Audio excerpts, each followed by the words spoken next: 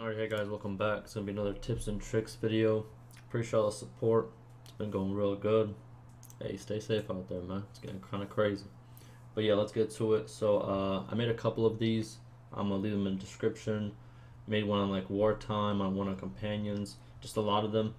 But this one's pretty much gonna be morale, prisoners, and kind of like in a companion tip as well. So let's start it off. There's a lot of stuff that can fix morale. I'm gonna make a morale guide very soon on how to keep it 100 always, right? But one cool thing I did find is if you go to the tavern at any town, go to the tavern, visit the tavern. If you go and you talk to the tavern maid, there's a special dialogue you can do to give you 2 morale for a couple days.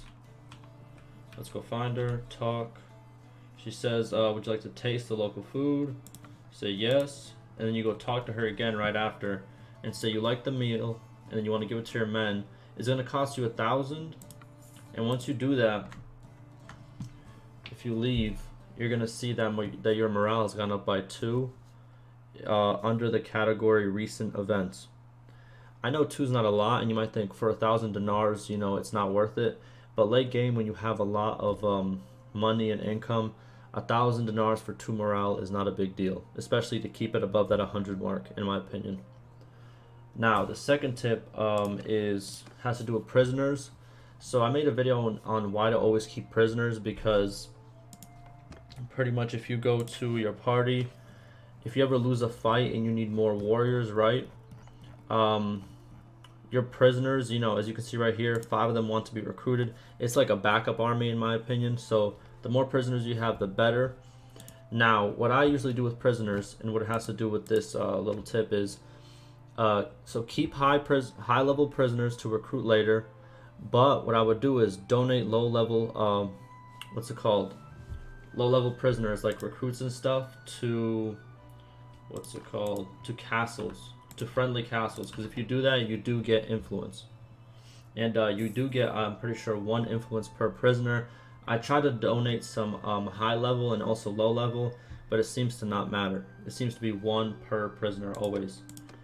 So get into that castle, go to the dungeon, and then press this donate prisoner button. Pretty much anyone really works. As you can see, 4.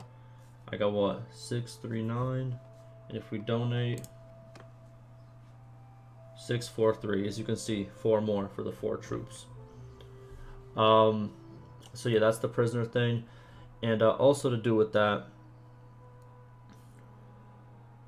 is, I'm kind of reading off a script, sorry about that. But so if you do, let's say you win against some bandits and they had prisoners, and you're allowed to recruit those prisoners, and it's just a lot of recruits and stuff, get them really quickly, and then go to your nearest town. This has to do, by the way, so let's say you win a fight, right? You can choose your prisoners, but sometimes there's some recruits in the troop icon, like right here, right? Like under this. Recruit those regardless of what level they are, and it's a really easy way to also gain influence. So if you just go to the nearest town that is friendly to you with those recruits or those low-level people in your party that you don't really want to keep, go to the keep, and then go to, what's it called? Donate troops to garrison. And all your low-level troops that you just got from the bandits or whatever, donate them here, and it'll give you between 1 to 3 influence per person, depending on their level. So if you have some high-level troops, I think 30 or above, they give you 3 influence.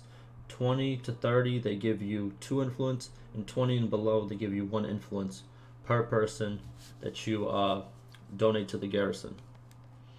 And I'm pretty sure you could also do this at castles. So castles and towns, you can donate, what do you call it, to the garrison.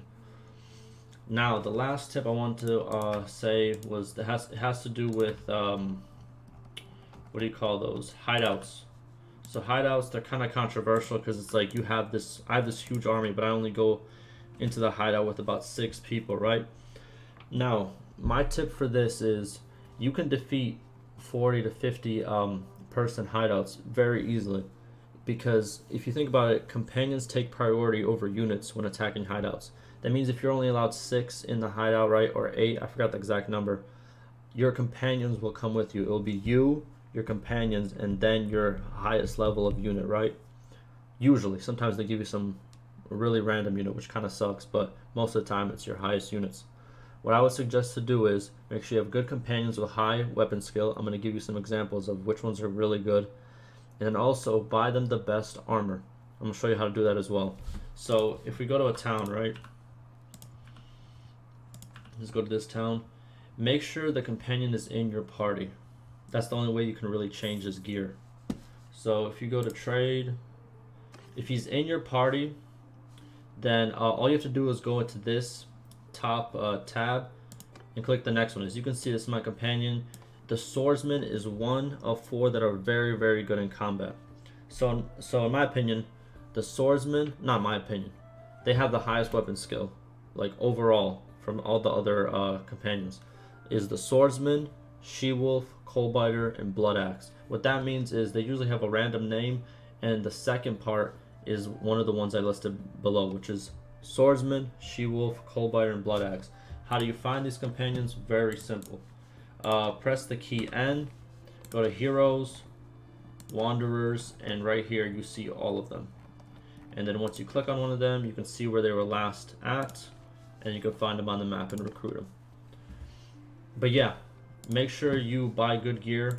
As you can see, my companion has very good gear, very expensive, right? But it helps out because if they have good weapon skill, you have good weapon skill, and you get like 3 or 4 companions that all have good weapon skill, and you give them like the proper armor, you can take on 10 times the amount of bandits that, you know, are currently at a base with just you and your companions, to be honest with you.